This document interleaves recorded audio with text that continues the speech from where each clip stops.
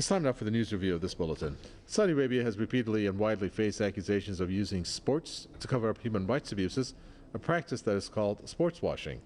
Those claims were given a fresh boost with the lucrative move of Portugal star Cristiano Ronaldo to a Saudi club. Ronaldo has signed for 2.5 seasons as player for Al Nassr. Media reports say the 37-year-old could be earning up to $200 million a year from the deal, making him the highest-paid sportsman in the world. He will also reportedly serve as an ambassador for Saudi Arabia's ambitious project to host the 2030 World Cup. There was also an international outcry when Saudi Arabia's sovereign wealth fund took over the Premier League team Newcastle.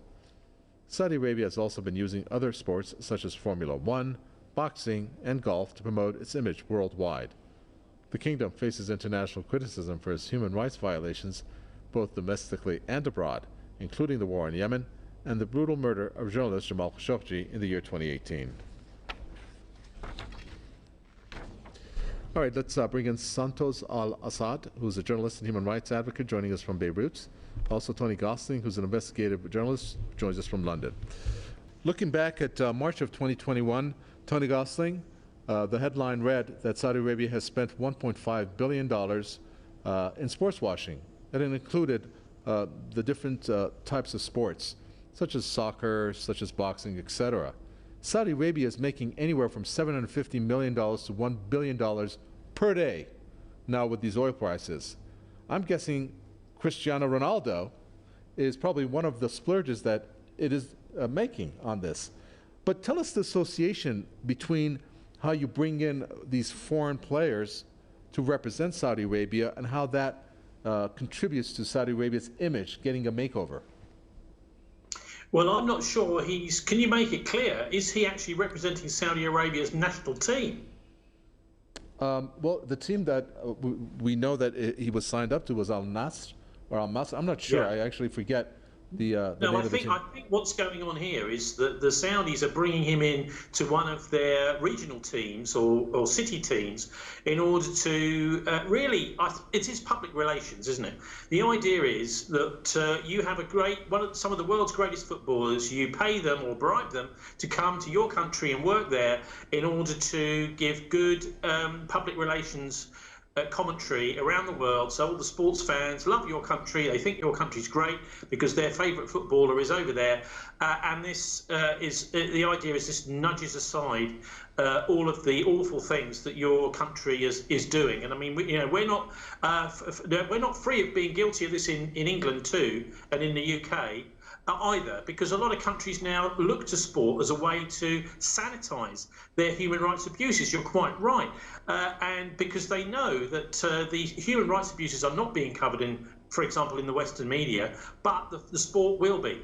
So that's how they're trying to do that. But I mean, here in England, we are known around the world as one of the places which was the origin of modern football in the Victorian era. And back then, you have everybody in the local football team would be from that town, from that city. We've seen since the middle of the last century, players being bought by and so money coming into the sport.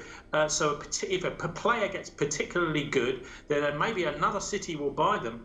And now, of course, there is the temptation of this to happen internationally. And money is completely, I mean, many fans here in Britain just simply don't go to games anymore because they know that money is destroying the sport and the local connection. That's part of the fun, is going to support your local city. And that isn't the case anymore because almost all of our large teams, the Premier League here and the first, second division, whatever, the large division teams are largely made up of either foreign players that have been bought into the UK or else, people who've been players who've been bought from other cities. And so money has been destroying this game. And I also think that we've seen in the Western media generally, there's a lot of money goes on culture, but very little is going to our museums, our research in our universities. That's all being closed and privatised. And in investigative documentaries into social issues, that sort of thing is being shut down, and it's being replaced by an enormous budget, even a government budget, going into sport. So the idea is that forget your cultural heritage and your history, that the money's great, the sport is great, and the origins of this are really in this whole idea that that sport is about prowess, physical prowess and physical ability, not mental prowess and mental ability. So it's all about dumbing down. Sure. Well, let me ask you, Sandos Al-Assad, in your capacity, I noticed in your title, you're also a human rights advocate.